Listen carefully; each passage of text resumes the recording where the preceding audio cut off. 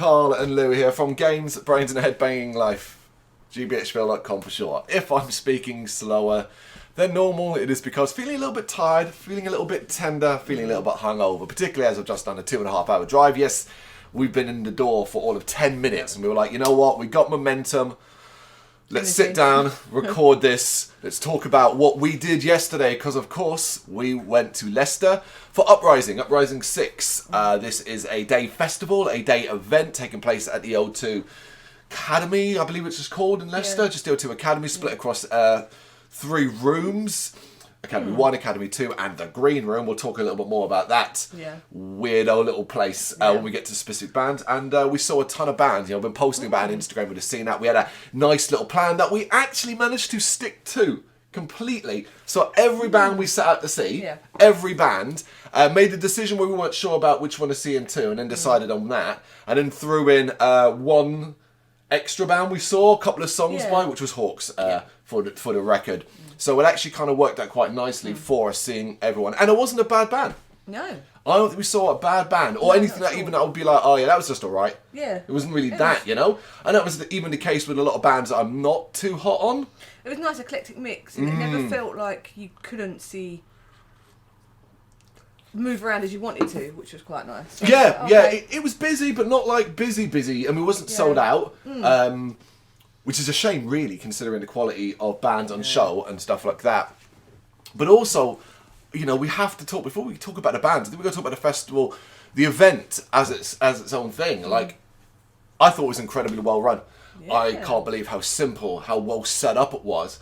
You know, this is our first time, not just being in Leicester, but the first time being in this place. Yeah. You know, we planned smart, we drove up, we booked a hotel that was about 5-10 minute walk away from where the actual event was. A little bit outside sort of the town centre area, but even that was close by. We got there early, we ended up walking around for a bit, grabbed some food and a drink beforehand, before we headed up about 3ish, I think, 3ish. There was the Metal to the Masses taking place there earlier on. We didn't really get down there. We came in at the end of that. There was one more band playing, and then the winners were announced. We didn't really pay too much attention to that. Overall, it was just the whole the day that we were going for. You know, we were planning to start off with Internal Conflict, which was like they were on at like 350. Yeah, 350. So yeah, the whole setup. You know, if you've never been there, it's really cool. Like, sort of, we walked in after getting our wristbands and tickets scanned, and it was like, okay, cool, little lobby area, merch was on sale, that kind of thing. Then we walked straight into like what was the Academy 1, which is, if you know, it reminded me of the Forum. I described it as like the Forum in London, you know, where Londoners is where I'm from. Yeah. That's what it kind of reminded me of, you know? Or maybe a bigger Islington. It was nice, the balconies were nice as well. Yeah, so we walked in there and we were kind of like, okay, well, we want to know, we were like, we figured we'd walk around and get our bearings, like, all right, where's this other part, where's the room? And truth be told, I think we presumed, wrongly, that it was going to be Damnation-esque. This is pre-Damnation. This is Damnation when it was in the, what was the place called? Oh, it was Leeds Student Union. Yeah, the Union. Yeah, before Damnation moved to the Bowlers. What's that? I don't even know where everything's called. Wherever the freaking off the beaten path in Manchester. It's the Bowlers Exhibition Centre. It's moved to now. Right. Okay. Before that, right. So we went to Damnation in the previous place, never having been there before, and got well and truly lost. Yeah. Baffled by that setup. Yeah. Wander around, going, what the fuck is everything? And stuff like that. We figured it'd be the same in this. It was not the case. We walked across the floor, went up the stairs at the back, and then we were like, what the hell's this? Looking around, and we're like, is this a stage? Because it's like, you described like a hallway. It's like, you're in a student union area. So there was definitely a stage there. And I guess our confused faces caught the attention of Recall the Remains, who were hanging out in there as well. Came over, it was lovely to see them. And it was an opportunity. We're like, is this the Green Room? Is this where you guys are playing? I'm like, yeah, this is where we're going to be playing, and so on, that kind of thing. And there was a band sound checking, so we're like, all right, cool, we know that. Catch you guys later. We then moved for the back door, and it was like, oh, there's Academy 2, because that's where the thing was. The Metal to the Master was going, and I was like, oh, that was really simple. Yeah. That was way more simple than we expected. Put it this way, you could move from one to the other in 30 seconds. Yeah. Like, that's how clear it was, you know? Yeah, and it was like nice little outside area. Yeah, that was really cool. We're like, oh, it's cool, little outside area. Food, Motley Brew up there doing teas and coffees and stuff. There was a little food place. We didn't eat anything from it. There was a little food place. Big crowd of people. But immediately, and that was very busy out there because it was a nice day, it was warm, it was sunny. You know, and if you were out there and chilling out, you could hear the music It was nice. coming from the academy. So, excuse me. So the weather was nice as well. So Yeah. taking advantage of that was really nice. Just a nice feel to walk out and to go, okay, yeah, we can just chill out here for a little bit. Yeah, and the atmosphere, like, it really nice. felt very calm, it felt very chilled, it felt very friendly, it was just fun and nice. I fell down a step almost immediately, because it was a step out, and accidentally knocked into some guy, spilt my drink, spilt a little bit of his, apologetic, he was fine and stuff like that, you know, you tripped over in that step too. Yeah. Going in. We got to the point, every time we were going out there, he'd be like, right, remember, there's a step, remember the step, that kind of thing. Yeah. So yeah, as a whole, the setup, other than being a bit baffled by the whole green room thing, because what we couldn't quite follow was like, okay, like, what if this was packed?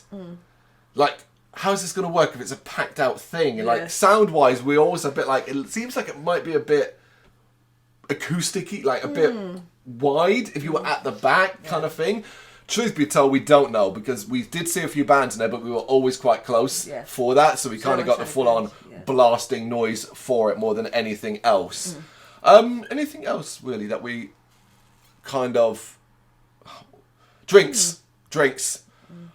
Look, turns out London isn't the only one that rips people off with prices. Holy shit. We you know, not buying it at whole, oh yeah, up northish, it's cheaper and in London and all that kind of thing. You keep saying up north. It's north of London. It's everything beyond upwards of the M25. Come on. Yeah. But regardless, well, you know, we were a bit like, oh, those 2 pints cost us nearly £13. All right. Not just London that's pricing out. I guess it's the academy and stuff, and I don't think it's nothing to do with Uprising. It's the fucking academy and stuff like that. But they were really not obnoxious, but they were really annoying about a specific thing that we asked for, and they were like, "No, we can't do that." I was like, "But what? Why?" And we would stand there and have to do it in front of them, but infuriatingly wasting a ton of plastic. Yeah. So basically, you were like, "Okay, why don't we?" We were getting a bit sick of beer, and it's like, oh, let's have some spiced rum and Diet Coke. All right, it's a nice drink for us and so on, that kind of thing. But we, you know, it's like little plastic glass and that kind of thing. It's like, well, we do this a lot other places. No one ever has a problem with it.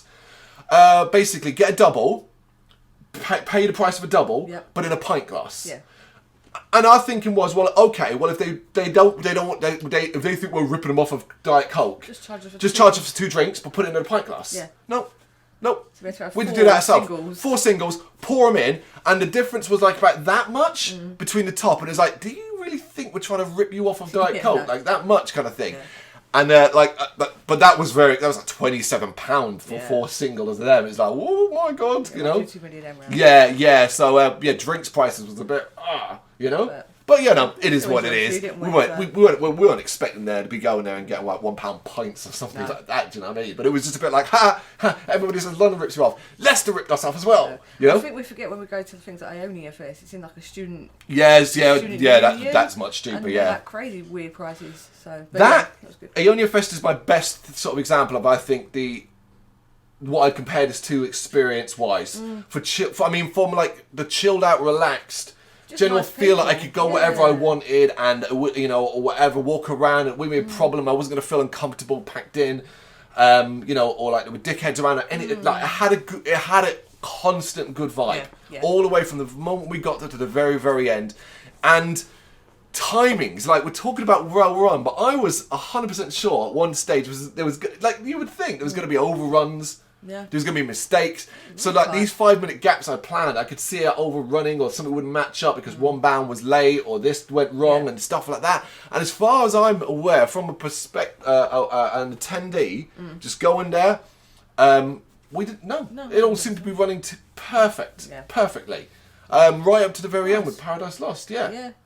It was nice. It was nice and chilled. So you know, I will say as well, like cost of it overall. I believe I paid it was £20 face value for the ticket. That's crazy.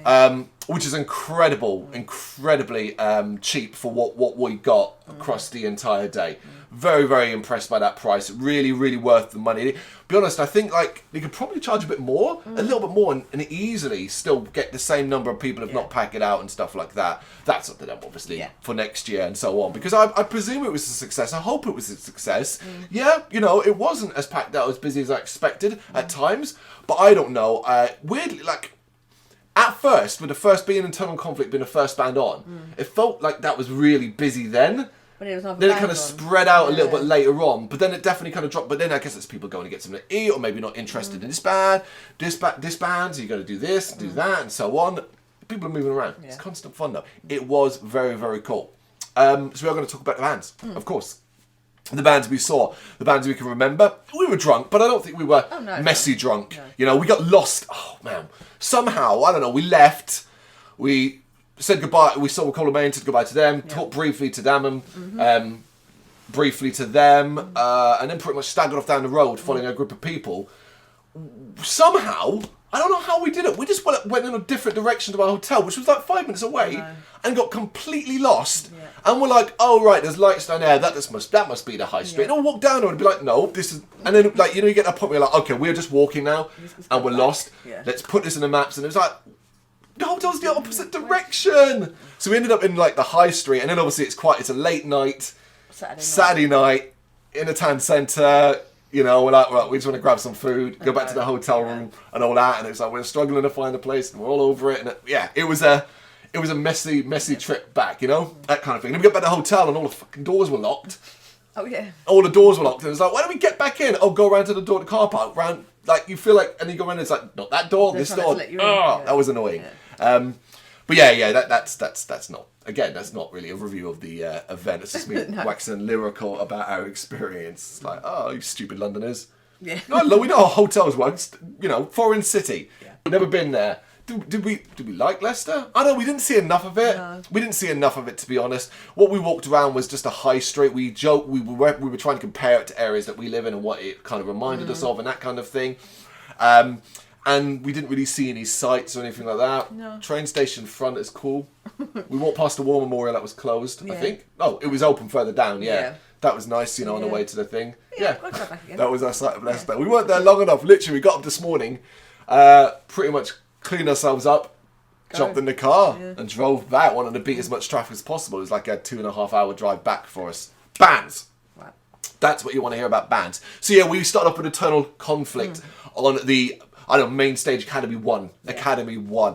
Not too familiar with them. Recognise a couple of songs, you know. Familiar, but not overtly where I'm like, alright, this, whatever, and so on. 25 minutes, nice warm-up, nice heart, nice energetic. I enjoyed them. Yeah, and it was. And they got a big crowd, Yeah, really nice. But at least the front man, very, very like energetic, and animated. Watchable. It was cool. Yeah, it was good to watch. Very, very watchable. Absolutely. Because I think if you're not playing an instrument, I feel like you've got to work hard. Not that I'm trying to get right. But when you're not playing an instrument, you've got to kind of get what you've got to move more. You've got maybe a little bit more freedom. Yeah, you've got to kind of keep the audience engaged. You're the conductor effectively. You're, you know what I mean? Like that's what you're doing. So I think you did a good job of that. It was a really good start. Yeah, it was nice, loud, clear sound. It was good. It was really, really good. We then went upstairs to the Academy 2 to check out Blood Oath. These guys were amazing. Yeah. These guys were absolutely on form. Enjoying every minute. Yeah, I thought they smashed it. They absolutely smashed it. I really liked of the three venues, I think the Academy 2 was my favourite one. The smaller one. Yeah, the smaller one, the upstairs one. Nice. I really liked it in there. Like a lot of sounds, and because we saw like some of the best bands in there as well. But really liked that. Again, that all felt kind of like that felt really busy. That felt like, okay, this is kind of how it's going to be. Not busy as in like we were uncomfortable or anything like that, but I kind of felt like that was going to be, which was weird later on when it wasn't quite as busy for other bands and so on. But Blood Oath, they smashed it. Very watchable, very listenable, very heavy, head-banging. Meaty sound. Yeah. I like the band. It's not my first time seeing them, so it was great to see them again. It was, I thought they were awesome. Consistent, yeah. It was like, okay, this is good. Two out of two straight away. Yeah, absolutely. Muddy Brook next. I can't remember where they fit in. I haven't written down because they're extra. So let's just do them now because I'm looking off my thing that I planned. But we're gonna throw in. I don't know if they came later. maybe. Oh, if we went to see a bit of Hawks. We just saw Hawks later. Well, let's do that anyway. Let's just throw out Hawks now because it's last list. I don't want to forget them. We only watched like 2-3 songs of Hawks. I really liked them. Because it was actually in the gap. Oh no, it was because we had the gap between Blood Oath and Muddybrook. Right. That's what it was. Right, okay. Yeah, because we had a 35-minute gap originally written down and planned. Yeah. So we ended up going, oh fuck it, we're here. Let's watch a bit of Hawks and so on. Yeah, they were actually pretty cool. They were pretty cool. Not, I'm honest, I wasn't like that into it, compared to what I'd seen already and so on. But it was nice and heavy, nice and it was metal. Yeah. But they looked like they were enjoying themselves on stage. Yeah. Only watched like 2 or 3 songs. I can't really say much more than that. Yeah. Muddybrook. This was the first band we saw in the Green Room. This is a totally foreign thing to you. You didn't know this band, do you, at all, No, Muddybrook? not at all. Yeah, I'm more familiar with reviews on the site and stuff like that, but I was intrigued. I was excited to see them. It's a 3-piece. We got nice and close for it. And up close, the sound was brilliant. Really good. It did have, as you say, almost a very student union-y kind of feel to it with the small stage and the setup, But yeah, I really liked them. I really enjoyed them. Yeah. Yeah, and it's always nice to kind of be surprised when you check out new bands and stuff. So yeah, another bands. Yeah, we were like, oh, this is going really well so far. Scarlet Riot, Academy 1. This is probably our biggest debatable one over the thing. I'm a fan of this band. I've seen them a few times. You have seen them. How many times is it, Liv? Thrice. Kept saying it to me all night long. I've seen this band thrice and I'm not convinced. You're not a fan. No. Right, simple as that. Yeah. I am a fan. I'm not like the huge world biggest fan or whatever, biggest Scarlet Riot fan and so on, but I enjoyed them. I thought this was the best I'd seen them. I thought they were absolutely immense on that stage. I thought they were really strong and absolutely energised and moving around a lot and heavy. Like they really pulled out the heavy guns with this one. There was a lot of meat to their sound in this one. I thought it was the best I'd seen them. Up to this point, they were my favourite band I'd seen. Yeah. Up to this point, they're like Scarlet Riot were for me. Yeah. I think I don't know. There's just certain bands, and if I've given them a fair try now, and it's just not for me. So that's what I'm gonna say, isn't it? Say no more. Then it was off to see Damon on in the Academy 2. I was looking forward to seeing these guys. I haven't seen them live before.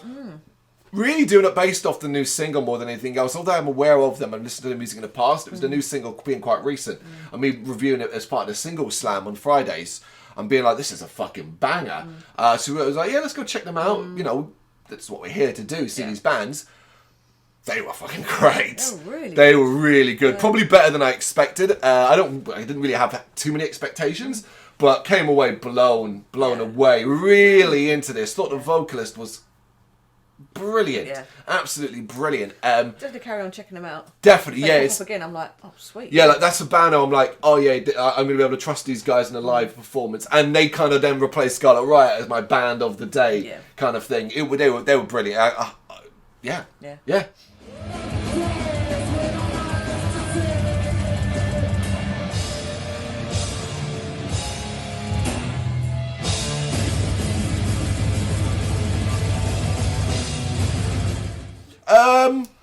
What did we do in between? Because we were originally going to take a break here, get some food, but neither of us was hungry, so we decided not to. What did we do? What was that when Hawks was? Maybe that's when Hawks won. That's what I was saying. I should just check. I've got literally in front of me.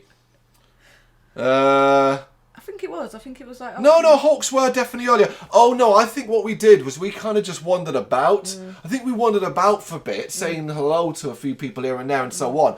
Because although we didn't check them out, we did hear and see a little bit of palm reader just from moving around.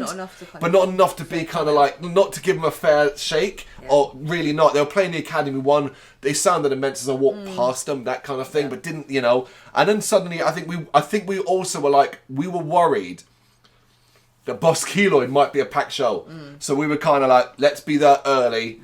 Get ourselves to the front, which we did for Boss Keloid. Look, Boss Keloid is a band we are completely match up on.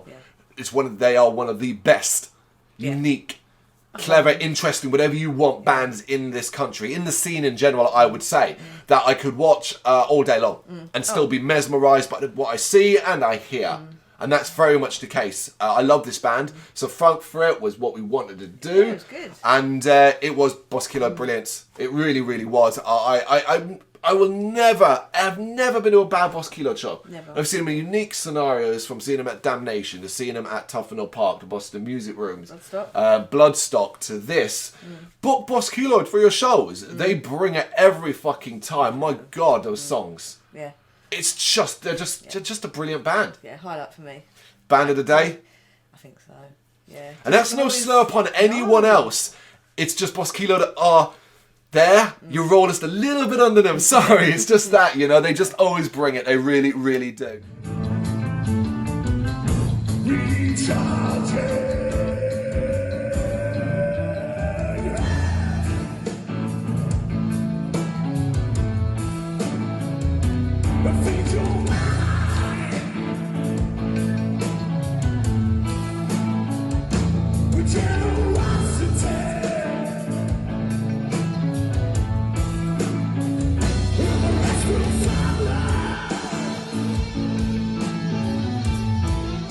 But close to that was Saor.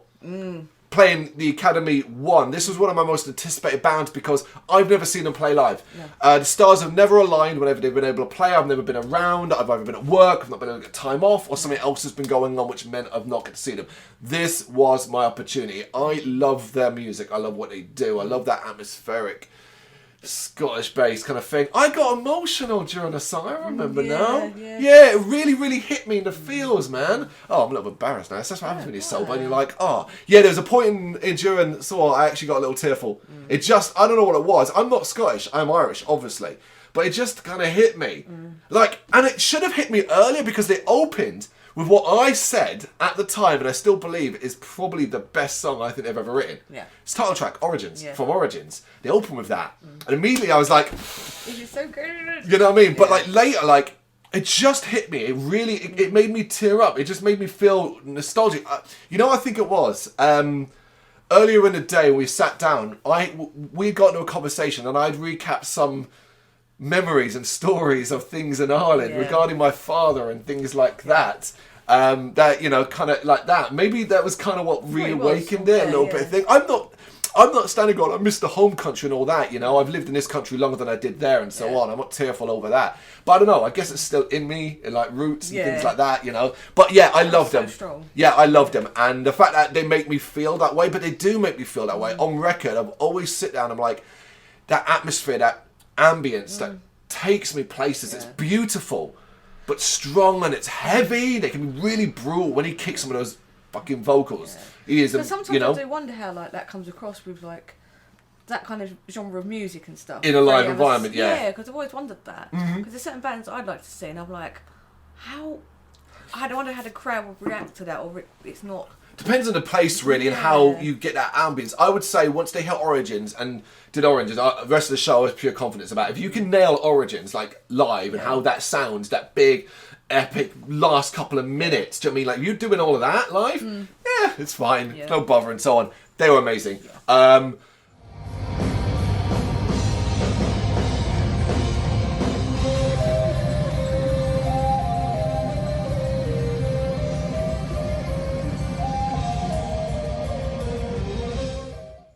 It's just Boss Keloid, it's just that, you know what I mean? Otherwise, yeah, it's immense. If you do start hearing rattling, that'll be the cats now deciding they're going to play with some toys in the background, but we're almost through. Right, so, you know, we had this little debate going into it, right? Combichrist, Recall the Remains are playing at the same time. Never seen Combichrist. Not a big enough fan to pay to see Combichrist. At like interesting, wasn't it? At Bloodstock, it was kind of like, well, they're always going to clash like with someone I like. Maybe this is the opportunity to see them and say, at least I've seen them and see what I'm like, and that kind of thing. But, Recall the Remains are one of the best up-and-coming British talents who have recently released 2 banger singles. Really feel like there's a lot of momentum behind them. Want to support them, love what they do. And truth be told, we're not going to see them that often because ultimately they're a smaller band. They can't make these trips and travels to our neck of the woods, so we have to take advantage when these opportunities arise. But what convinced me was that on the drive down, I had made up a playlist and I just randomly threw in all these fucking songs just of Uprising bands to get us in the mood. I skipped every time Combichrist came on. I skipped it because it was doing my nut in. There was one song that we let play for like 2 minutes, and I was like, I am fucking done. And I was like, said to you, you know what? I don't think I like this band. I don't even think I need to see this band anymore. And I didn't. I have no idea. Were they good? Did you enjoy them? I feel like there might have been. We predicted there might be a big crowd for it because it's a bit of a party anthem kind of thing. Yeah. But Recall the Remains were playing in the green room, and look, we want them on one of the other stages, man. Give them the other stage. Let them move around. Give them the space. They deserve it. They earn it. They are wonderful to watch. Very watchable. And there's 5 of them spread out on that fucking tiny stage and still making the best of it. Yeah, it's really nice. You can see how like close they are as well. Like because they all knew how to like. I don't know the frontman's name. Do you remember? I should look it up. Jacob. Cut that bit. Jacob, right. The way Cut that bit. No, just, yeah. They're really rude. If you don't remember, don't say the name. Just say, hey, the frontman, yeah.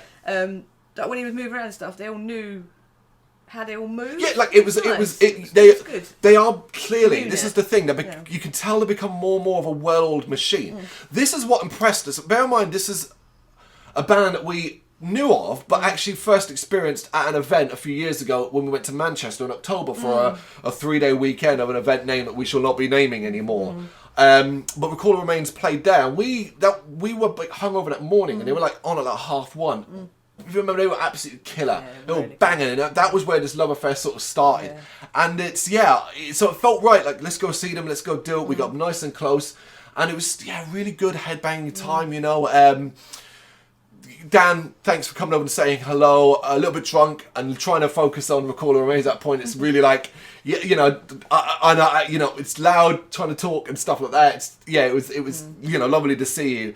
So I hope I didn't come across rude or anything like that because I kept turning back towards the band. You know, trying to give them the attention and so on. But I love them. I loved them. Thought it was great. Extended. I picture, oh man, how good would I have been in the Academy too instead of Combichrist. But Combichrist in this tiny little common room, you know, that kind of thing. But I love them. I thought they were great. I thought they were great. New songs sound brilliant as well. Got to say, I absolutely love the sound of the new song. You know, the balance of how they do go from melody to heavy, the clean singing is incredible. It's just, I want to see more bigger stages. I want to see pits, you know. Oh yeah, I 100% believe that. 100% believe the only way is up for this band. And if you were there as you first kind of like go and experience them and so on, man, I hope they won you over. You know, we can sit here and say, oh, we see big things for this band in the future, but that's not how it works. We're not how it works. We think they're awesome. You should think they're awesome. But there have been a day of awesome music, you know, and the fact that Recall the Remains can hold their own amongst, in my head, alongside Boss Keloid, Blood Oath, Saor, like, there's no, like, I'm not categorising you, I'm not ranking you in which was the best and that kind of thing. Oh yeah, there will be arbitrary scores when it comes to the written one. We have to do that, but yeah.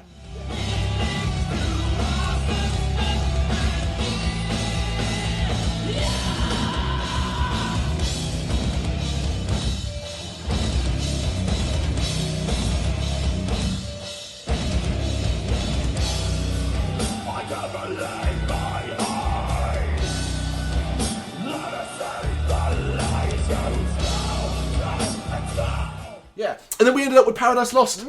And look, we actually talked about Paradise Lost before, and we're like, you know, maybe an hour is about as much as we feel we can take of Paradise Lost. And because I'm a fan, but I'm not the biggest fan, and I've seen them live a few times, but they never really stick with me long, you know. There are songs I like, there are songs I really like and stuff like that.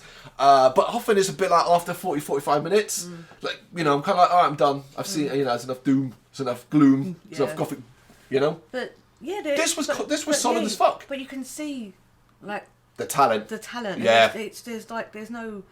They're on another level. Yeah. They're on another level when it comes to ability and talent. They're watchable, but just like the professionalism, how they behave, and the fact that, like, without saying a lot, without saying much, they say a lot, and that is incredible to me. I thought they were great. I actually did really think they were great. I remember really lots of them. I was pretty drunk at that point. We stayed to the end. Yeah, we actually stayed. Of course, we the actual. Yeah, because I figure after like Recall the Remains ended, and like within 2 minutes. Like a minute, 2 minutes, they're trying to push us out. Well, it's closing. Downstairs. It's like... We're going. Like, yeah, but like... Go away, man. Fuck you, man. Like, surely that area could be used as a bit of a chill-out area. People to calm down and talk and that kind of thing. They must have obviously quite strict curfews in place like that, though. It was 10 o'clock. Yeah, I know. It was 10 o'clock. Paradise Lost are playing like up to 11 o'clock. I don't really... You know, I guess... Rules of the place and so on, that kind of thing. But I did find that a little bit... frustrating that like almost immediate. It's like out you go. It's like calm down, like chill. Like maybe people want to say hey, like as well. Like sucks for the fucking band because they're all now trying to get their gear together and all that kind of thing. But nobody can sort of stay and say hey man, like first time seeing you, fist bump, loved you. Just everyone's cleared out and you kind of just have to do that in silence. Maybe that works. Maybe that was good for you. You want to get away quickly and stuff like that. But no, I just kind of felt like that sucked a little bit. Yeah. But it's fine. We rolled off downstairs. We literally, and that was what I love about how close everything was. We rolled off downstairs and Paradise Lost were coming out like within like a minute or 2 minutes, like of being there, and that was immense as well. And we got so close for that. This was so many bands we get to see this week, yesterday, that we will never normally get that close. We would never normally get this close for Paradise Lost. It's nice, and it was very cool. And being a bit shorter as well, having that freedom is really good because sometimes and you can't. It's not everyone else's fault that they're taller, but there's always like. Oh, if I just stand here and then some ent comes along and I'm like, I can't see again. Yeah. But here I was like, I can move around. Yeah, it was really cool. I do like the idea of that. And in fact, you can see bigger bands in that freedom of movement kind of way. That was really nice. So I was impressed by that. It was nice. There wasn't a bad band. No. Generally was incredible. The ones we didn't get to see, it's because we were clashing with other people that we did want to see. I hope they went down as well. Yeah, nothing dragged. Like, nope. The whole day was like not a blur. It's a bit, it's a speedy blur. Yeah. Considering we were dragged. Like, oh god, we've got to get through this now to get to the bands at the end. It was incredible when it was done. It was almost a little bit sad. If we weren't driving back in the morning, I think we briefly did actually go. Wonder where that after party is. You said that's at the fire. I think it's at the Firebug, but we didn't know where it was. But we did briefly have a conversation with him. But we were driving back early in the morning, so there was no late night party. But a little part of me is kind of like, Well, Leicester's not that far away, so by train, I think it's like an hour, not even that. Yeah, we made it. I don't know why I'm not entirely sure. We were originally going to get on the train, but we decided to car it instead because I don't mind driving. But yeah, maybe the train would be a better freedom next time, so you can kind of do that sort of thing. Oh, also, we did get to run into a few people, say hello and stuff like that, which is really, really cool. If you did say hello, that was awesome. Thank you for that. I suffer heavily from imposter syndrome, so anyone that comes along and says hi to me and so on, from, like you say, DC Sound Attack, Dan Carr, to the Recorder Remains gang, to Tribe of Ghosts, I'm representing you today. Thank you for that. That was really... just really, really lovely. Particularly, as I said, we passed you walking, and we did that whole thing where I had my head down, we were talking, and I sort of glanced, and then glanced again. It was like, but we now pass each other. And do you stop somewhere. And that kind of thing? It's like, okay, well, you're going somewhere. We'll see you and that kind of thing. But it's really lovely to see you. And they played the night before, didn't they? Yeah, of course. At the night before Uprising, which we were even briefly considering coming down early for, but I was actually at work until 9 o'clock night before, so that didn't really work. Would we do this again? Definitely, 100%. I'm hoping to make this a yearly thing now. One of our yearly excursions. We hope Uprising was successful. We will be there. We will do our part. We'll buy our tickets. We'll get there and so on. For fair summation, we didn't get comp. We didn't ask for it. We wanted to go. We wanted to pay. We wanted to enjoy ourselves. We wanted to drink. Didn't do any interviews or anything like that. Wasn't there for any of that. We just wanted to have a good time. Talk about it afterwards, write about it afterwards, because that's what we do, and that will go up at some point in the next few days. So do check out that written review, probably make a little more sense than this rambling, because in that you won't be here talking about hotels and getting lost around Leicester and stuff like that. But we generally had an incredible time, so thank you very, very much for hosting us. Thank you for making the folks behind Uprising. Thank you for making an incredible day, an incredible event, somewhere that's so welcoming and friendly and lovely. It was, that we literally were like, I want to go back. I want to go back. We kind of went, on the way down, we were a bit like, this might be a one-off for us because we do a couple other things. Obviously, being Londoners, we get all our fucking events anyway. But based off the timing now, and based off how much of a great day we've had, I want it to be alongside Ionia Fest, which is a yearly excursion for us that we want to keep going. I want this to be, I just want this to now end, this to be in our calendar as a yearly thing. Once a year, we head up for Uprising. We talk about it. Next time, Brendan comes, Gemma comes, the others come. Hey, come! It was good fun. It was a great day. That kind of thing. That's the kind of hope. Yeah, obviously, that's for next year. I think that's it. I think we're done. We're done.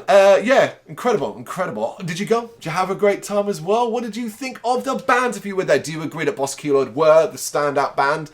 Or did you find someone that you enjoyed even more? Do you agree that they were all just really fucking immense? And do you agree that the event as a whole is wonderful, wonderful stuff? Let us know in the comments.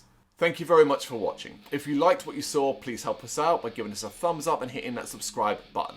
If you really liked what you saw, consider donating to keep the website and channel running by buying us a coffee via our coffee page or picking up some merch from our Big Cartel store. You can check us out on gbhbl.com as well as via our social media, Facebook, Instagram and Twitter, as well as listen to our interviews via SoundCloud, Apple Music and Spotify. Just search for GBHBL.